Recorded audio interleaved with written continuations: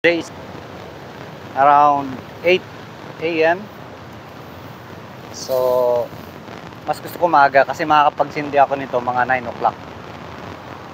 So, 9 o'clock ay start na ako magsindi.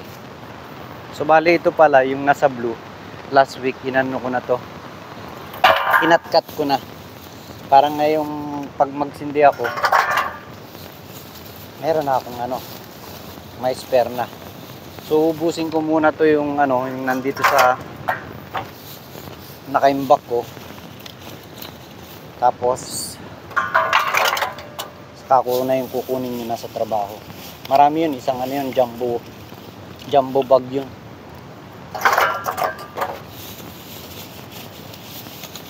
So, ito mga nakaimbak ko to. Nasamantala ko maganda yung panahon. Kasi pag nagtag-ulan na, wala na, hindi na ako makapagsunog nito pag tag-ulan. Kaya ngayon, hanggat maganda ang panahon, weather. So ito, nalalakis yan eh. Nawala yung yung spanner ko. Adjustable spanner. Naiwan ko siguro dito nung last ng pagluto ko. Bata pang bukas ko ng yun. Yung dito sa lock ko.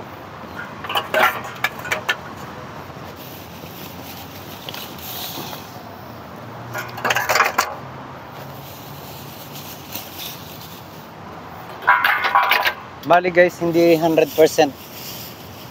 So yung mga tatlong nagdaan ko, so hindi 100% na nasusunog, nagiging uling. May natitirang ito, maliit. Yan ito. So napipilian ko. So hello guys. Ngayon pakita ko lang yung resulta dun sa ginawa kong briquette. Charcoal briquette. So bali nung I think Thursday ko siya ginawa pagtapos ng trabaho. Tapos trinayal ko, yung first trial kung pagaan na rin yung machine na mayroong load. So bale yung resulta nun, ito yon.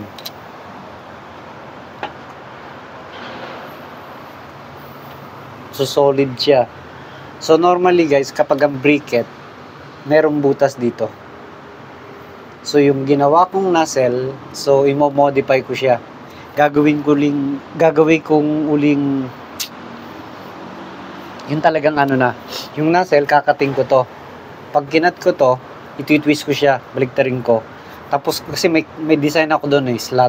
Para paglabas ng briquette, ng charcoal, meron siyang konting design. Tapos yung gitna, lalagyan ko ng yung butas, yung weldingan ko sa gitna para may butas na siya. So maybe this coming week, trabawin ko to bago ko uli second time na i-testing yung machine. Nung first time kong tinesting siya, siyempre wala pa akong idea. Medyo struggle pa eh. Kasi yung mixing ko nung powder, yung kasama flour, at saka yung water na kasama dun. So, siyempre tatansyahin mo eh. Tinansya ko pa siya. I think 2 to 3 times ko siyang dinagdagan ng tubig. So, kaya next time, alam ko na. So, bali, yung halos 5 kg yung nagawa ko. 5 kg ng powder. Katumbas ng kalahating kilong ubi kayo. Or yung kasaba flour. So, ayun. Tapos, ang tubig ko, nasa 1 liter din siguro. O 1.5 liter. Kasi almost 5 kg yung ko eh. So, bali, yung machine na to, 2 functions siya. Pwede siyang pulverizer at pwede siyang briquetting machine. So, medyo natuwa ako. Siyempre sa una guys, kakapain mo yung...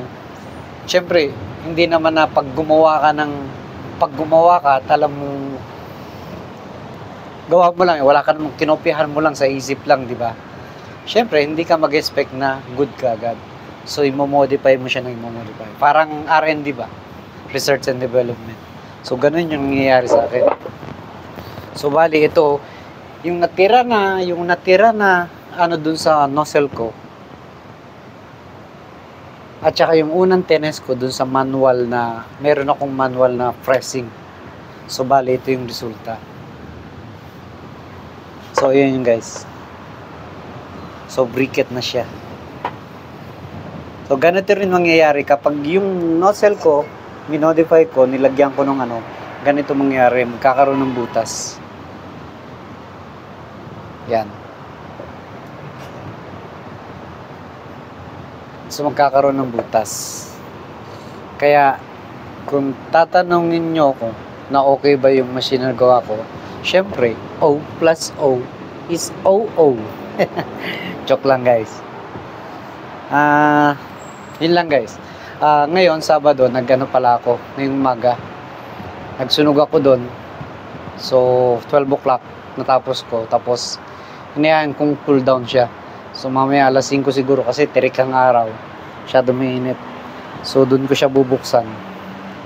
So, keep on, ano lang ako, every Saturday o Sunday, kung ano yung time ko. So, gagawa ng kasi pag nagtagulan, alam ko, ang tagulan dito, September. So, at least may imbak ako. Halos yung 3 beses na ako nagsunog, pang-4 ngayon. Marami na akong uling doon sa baba. 1 sako na. Naiuling ko. Kaya anytime na gusto kong patakbuhin to o mag-ano ako ng briquette, so magdudurog ako. Meron pa akong isa. Durog na to. So igigiling na lang. Yan. So ipupulverize ko na lang. So ayan, manually ko na inano yan, na pinukpok ng martilyo. Kaya wala lang. Yun lang yung hobby ko. Gusto kong gumawa ng gumawa. Malay natin, kapag dumami, di ibenta. Di ba? Yun lang yun. Tsaka hindi ako magbibenta. Kung magbenta man ako, hindi ako. Si uncle ang pabibentahin ko. Lokal yun. So, mas marami siyang kilala. At marami siyang maalukan. So, yun lang guys. Sana huwag kayong magsawa nga sa aking mga pinopost.